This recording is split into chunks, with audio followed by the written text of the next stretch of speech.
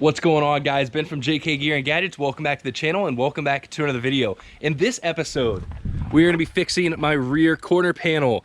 Did a lot of damage to this at Roush Creek a while back, as you can tell from the sticker right there. Now, normally body damage I wouldn't be too concerned about, but this looks pretty bad. And the biggest thing is that I damaged this top tub rail really bad. As you can tell, that's really beat up. I want to fix this. Mostly because it interferes with the fit of a hard top, and it definitely interferes with the fit of a soft top. In this video, we're gonna pop this dent out, to the best of my ability. I am not very good at body work, but the great thing is that we're gonna hide and cover up the damage with a set of Poison Spyder Steel Crusher corner armor. This is gonna cover it up and also make sure that this never happens again in the future. Before we dive too deep into this video, let's talk about if you should go ahead and get corner armor. Let's talk about the pros and cons. I went with the Poison Spyder Crusher corners for a few reasons. One, they're not that expensive, and two, I think they offer the most protection out of all the other corner armor on the market. As you can tell, these actually have this lip that goes up. The JK also has a lip that goes up on our rear quarter panel. Most of the armor on the market is gonna stop flush right along this line. I think it's gonna look good and it's gonna offer more protection. This would have saved me from this body damage. Sure, this lip would have been bent, but all this would not have happened. So I sprung for these. It's gonna look good and it's gonna cover up most of the damage. I also decided to go with the round corner lights, and that way we don't have to worry about ripping our tail light off when we're off-roading. Now, what are some of the pros and cons of corner armor? It's gonna prevent anything like this happening in the future, and they're also gonna look really good on the Jeep. Now, some of the cons is gonna be price. These things aren't cheap. It's $400 or $500. And if you decide to get them professionally painted, that's gonna be another $300 to $400 depending on where you live. Most corner armor on the market is gonna be offered in raw steel, raw aluminum, or powder coated black. I decided to go ahead and get the raw steel because I like the look of body matched quarter panel or any type of armor. I did not get these professionally painted. These are actually spray painted. I wouldn't really recommend it because it's hard to get a perfect finish and it's hard to get a perfect color match. However, I'm going to Trail to SEMA. I gotta wrap this Jeep up, get it ready ASAP. Plus the body shop wanted $400 to get this painted. I have so many other upgrades I need to focus on before painting my corner armor. I decided to just hit them real quick with some spray paint, sanded them down, and I think it turned out pretty good. Now at this point, if you say, oh, I really do want corner armor, it's gonna look cool, it's gonna give us a lot of off-road protection, there's a few things to note before you install this. These are gonna require cutting, drilling, and installing nutserts. So it's a semi-permanent install. You could take them off, repaint them, freshen them up, but you cannot really remove them entirely because you're gonna have nutserts drilled into your body here all over. So it's not a hard install, it's not the easiest install, it's very involved, but definitely something you can do at home. And in this video, I'm gonna show you how. Let's get started with the install. I'm gonna start off with the driver's side. I wanna see how the install goes, and I wanna see how close the fitment is. That way it'll tell me how much I need to work on this body damage. If I don't have to pop this out too much, I'm not gonna spend extra time worrying about it. But I definitely wanna get this as close as possible so it doesn't trap dirt and moisture in there. Luckily, I think we can access it inside through the taillight, but we're gonna work on that side later. First things first, we have to pop this taillight off and pop our gas cap cover. If we had one, pop that off. I'm gonna try to see if this will work with the corner armor. I'm not too sure. If this doesn't work, we'll have to go back to that stock little recess. It looks like this, just no cover. But I really like the gas cap covers and I'm hoping we can make it work.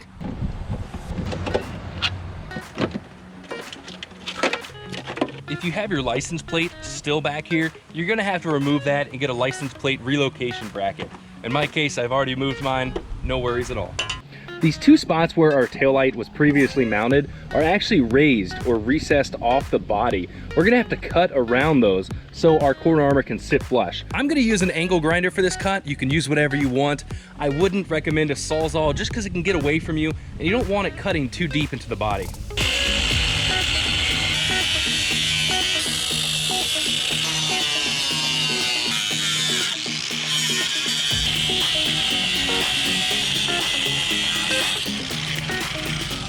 We're now gonna use a file, a Dremel, or sandpaper to clean up all the cuts we just made.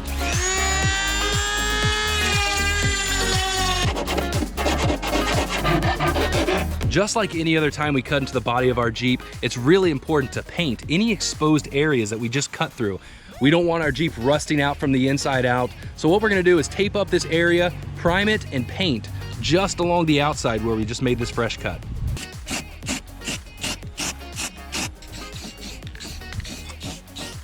With the taillight housing cut and painted, it's time to align our corner armor and start drilling the holes for our riv nuts. Riv nuts, nutserts, same thing. Now at this point, once again, you should not really be doing this with painted corner armor. If it's powder coated, it'll be fine. Powder coat's really tough. If you do want your corner armor to be color matched or, you know, professionally painted, do all this while it's still raw. Take it off, then get it painted. But like I already mentioned, I am on a time crunch, so this will have to do. We're gonna have 2 clamps, which I have back there, and I'm using cardboard so the clamps don't scratch our spray painted corner armor. So let's go ahead and line this up, make sure it's perfect before we start marking where we're gonna drill it. The driver's side's actually pretty easy to line up because we have the cutout for our gas cover right there. So it kind of aligns off that. But what we're gonna do, well, is hopefully it'll stay there enough until we can actually line this up and clamp it.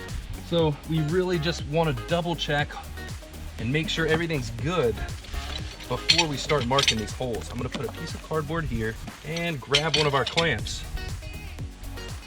All right, got a little bit of pressure on this corner armor. We're going to lift it up, jig it back in right there. Put a little more. Come over to the front here. As we can tell, it's sagging down. So lift it up just a little bit. Looking pretty good. Now that we have our corner panel aligned, we should have already double checked, triple checked to make sure everything's lined up and it's exactly where we want it to be. We really have to be careful that these clamps don't move and it, you know, drops off or misaligns, because then we're already going to have a couple holes drilled and the rest are going to be all wacky. We have a few things we can do. We can go ahead and just drill through these holes, or we can center punch them to make sure it's perfectly lined up. That's probably what I'm going to do. If we had a raw corner armor piece, I would say just grab the drill bit and just start punching through them. But since mine's painted, I don't want to damage the paint. So I'm going to grab a center punch and make sure each one is perfectly centered, come back with the drill bit and drill out our holes. The reason I wanted to center punch everything is so the drill bit wouldn't start walking around in the hole and messing up the paint. What we're gonna do is grab our drill bit and go to town. Wow, that is a cheap drill bit. Holy crap. Wow.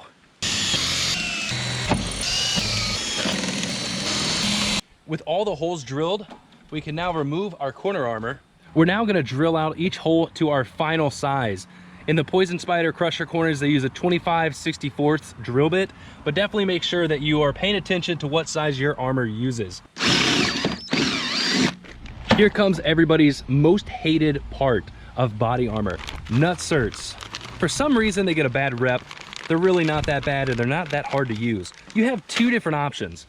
Most kits are going to come with a DIY nutsert install tool, and it's very, very simple. We have our little riv nut right here, which is going to go inside the body and expand into place by having pressure pulled out. If you want to use this little DIY tool, it is very painstaking. It does take a while, but you will get it done eventually. All you do is put this in the body, hold the body with the wrench, and tighten down on your nut until the nutsert is expanded. Now, you don't want to expand this too much and strip the threads, but this is a really easy tool to use. It just takes a long time. Our next option is to actually use a rivet nut installation tool. I'll throw a link to these in the video description. You get them on Amazon, and trust me, these are worth it. It makes the job so much easier. We just thread on our riv nut, put it in, boom. Actually, start with it open, thread the riv nut on, and push it in, and it crimps it right in place. And once again, since there's now bare metal exposed, I like to hit it with some primer. Easiest way to paint these is to grab a cardboard box, drill a hole in it, line it up with our freshly drilled hole, and a couple blasts of primer. It's now time to go ahead and install our riv nuts, nutserts, whatever you want to call them. We're going to thread it on to our tool. These use a 1/4-20 riv nut, and pop it inside the hole. What we're going to do is make sure we have a nice even squeeze, and that should install the riv nut. We can give it a real quick little tug, make sure it installed correctly, and it went perfectly. And honestly guys, if you plan on doing this, go ahead and invest in this. Don't fool around with the little tool. It makes it so much harder, and your chances of messing up one of these rib nuts is so much higher. This is almost foolproof. Then we're gonna come over here, mark this area here, grind and cut that away so we can put our light in there, and then take a 2 3/4 inch hole saw and cut this panel out. But I will admit, it is looking really good. The color's definitely off, but it almost looks good with a little bit of contrast. Definitely looking good, and I think it's gonna be worth it in the end. At this point, we have everything done. All we have left to do is actually mount our corner armor onto the body. Now, this part is very important. Do not get these too tight when we are actually tightening down those little Allens. You have to remember that these nutserts or rib nuts are not actually threaded into the body. They're just kind of clamped in between the sheet metal like a mushroom. If we over tighten it and spin this rib nut, it's gonna make removal of this quarter panel almost impossible in the future. There's ways to get it off, but it's so much harder. And you have to think, this doesn't have to be, you know, really tight up against the body. We have so many bolts here. Just get them snug. That's gonna be more than enough. So I just got everything buttoned back up. There was one bolt that was a little bit off that was causing me some trouble. If you run into, you know, times like that, don't be afraid to grab a drill bit and just make that hole in the corner armor a little bit bigger. Don't go too big because you don't want it showing, but the Jeep looks so good. I can't wait to finish the other side. Are you ready to see this? I love it. It makes it look so freaking cool. All right, so I got the tail light in. This is a very cheap 4.5 inch trailer light.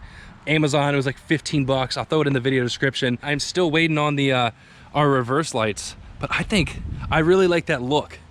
It definitely looks like we're ready to go wheel, and we definitely have some good protection. And this side, I think later tonight I'll pull it in the carport, turn the lights on, and we'll work on popping this dent out. Luckily, I think the armor is gonna go over it really well. My biggest concern is bending this rail back, but we will worry about that later tonight. I really like how that looks. I know a lot of people aren't a fan, but it definitely makes it look a little more mean. This side is done. See you guys on the other side later. The driver's side corner armor went on extremely smooth. No hiccups, no issues. Now is where it's gonna start getting difficult. We have to fix this corner armor. Huge dent in here, and fix this tub rail prior to putting on the corner armor. Now I'll go ahead and say that I have no idea what I'm doing here. This following however many minutes of me trying to fix this is me trying it for the first time. I don't do body work, I never have, so I wish I could give you guys some great tips and say, oh, if this happens, follow these steps, you'll come out with a great outcome. I don't know what I'm doing. I'm gonna figure it out tonight. We are getting this dent out for the most part, hopefully, and we're gonna get this tub rail straightened out. So I'm sure I'm gonna be doing a bunch of stuff completely wrong here. So if any of you guys know good tips or tricks, go down to the comments, let me know, and that way everybody else can kind of learn. Hopefully we'll be able to get this out, but my methods are gonna be highly unconventional because I don't have any bodywork tools, no shop experience when it comes to bodywork, but we're giving it a shot. The only way to get behind here is through the taillight housing or up underneath, because if you peel this back, it's there's a wall in between, a layer of sheet metal. This does not go right there. I really wish it would, because if that was the case, you could just pop it through. So my first thing I was thinking about doing was cutting an access hole back here, popping it out, and then re-welding that hole.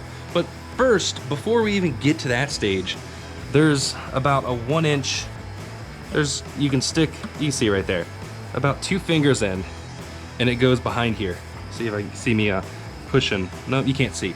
So I'm gonna try to stick a few things behind there and see if I can just pop the dent out from the taillight housing area. Yeah, let's start off with a pry bar. What could go wrong? Oh, we have movement coming out. Oh, hopefully you can see this.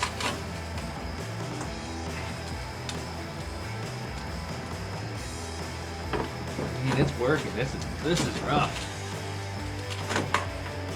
I feel like this pry bar is gonna like pop through the thin sheet metal. Oh yeah. Well, we're working it. You can kind of see the creases. I guess I should have moved the GoPro to a better angle, but honestly, it right off the bat definitely looks a little bit better. Before I focus too much more on this area, I want to straighten this tub rail out, because I don't know what's going to happen when we straighten this tub rail out. What is going to go on down here? It might bubble out, so I'm not going to put any more work into that, but I'm just going to grab a piece of wood and first off hammer this up.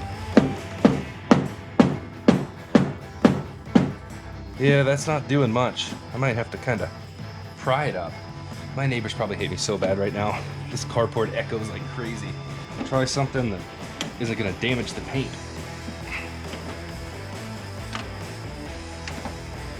It looks like right now, my biggest thing is getting these raised divots out of there. So I think there's only one way to do that and just kind of be a little unforgiving.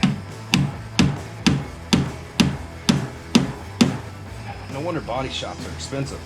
This sucks.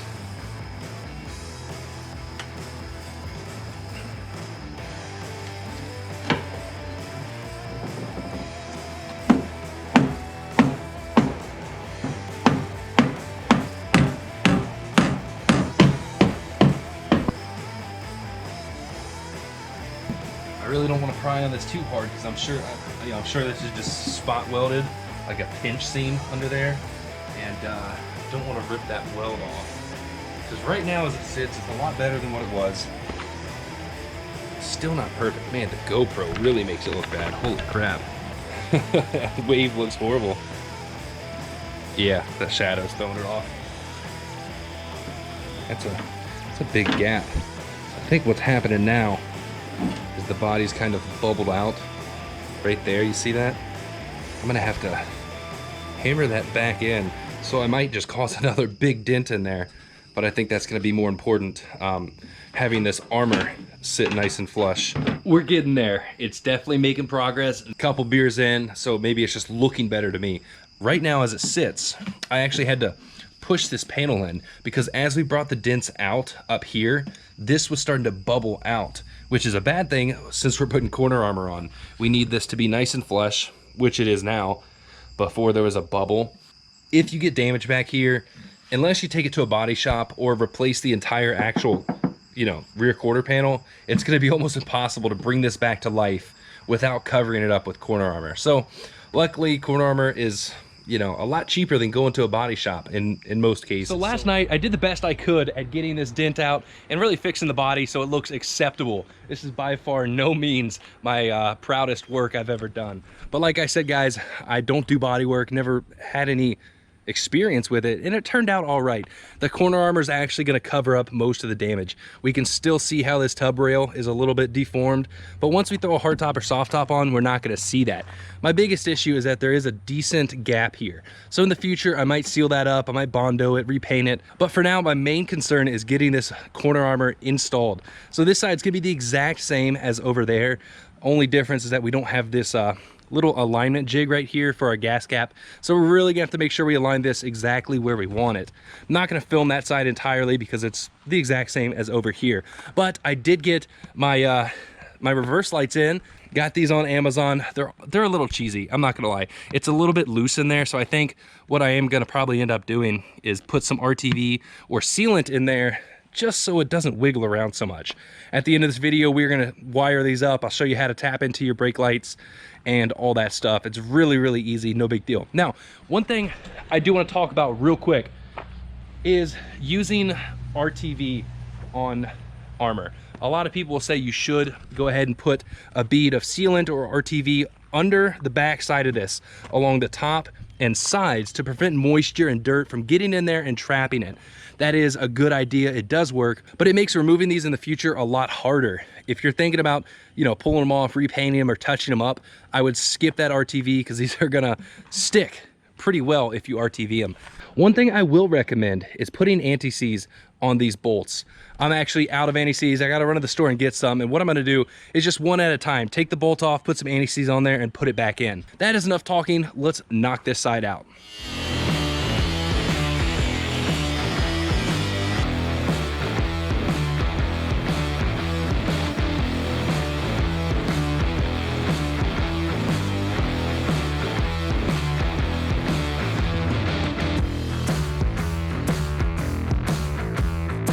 Corner armor's installed and finished. It looks so good, but we are not done. We still have to wire up our taillight and reverse light. Have this side done.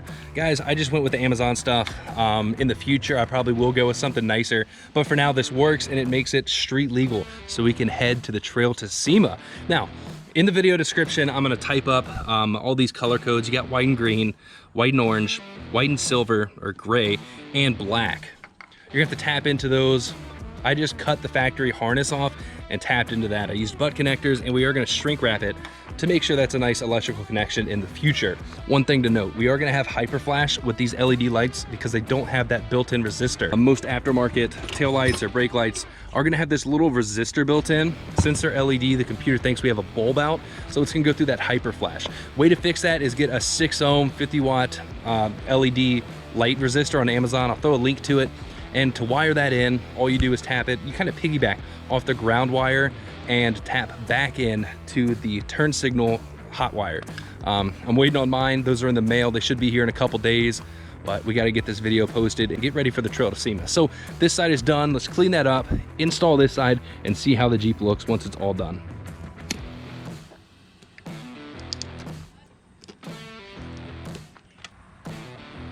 If you're not in a rush like me, it might be a good idea to go ahead and get some connectors that you can, remove, such as some male and female connectors. So if we ever want to switch out this taillight in the future, we don't have to cut this wiring harness back each time. We're gonna go ahead and slide the shrink wrap on our LED taillight plug. You don't want to forget to do this after you make the connection, otherwise you won't be able to slide this over. For our reverse light, we are gonna tap into the same ground as this harness. So the ground on our tail lights was actually the white. So we are gonna attach the black and white together, run it through our shrink wrap, and make our connection to ground. The white and gray wire was the power for our reverse light. White and yellow is our turn, which is the red on our tail light, which incorporates the turn and brake light. And the last one, white and purple, is going to be our tail light.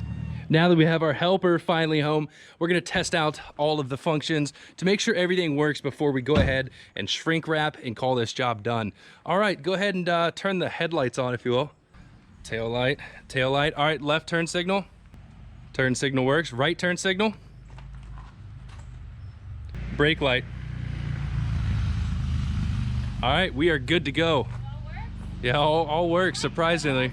Huh? My turn, I want to see. Okay, here you go. All right.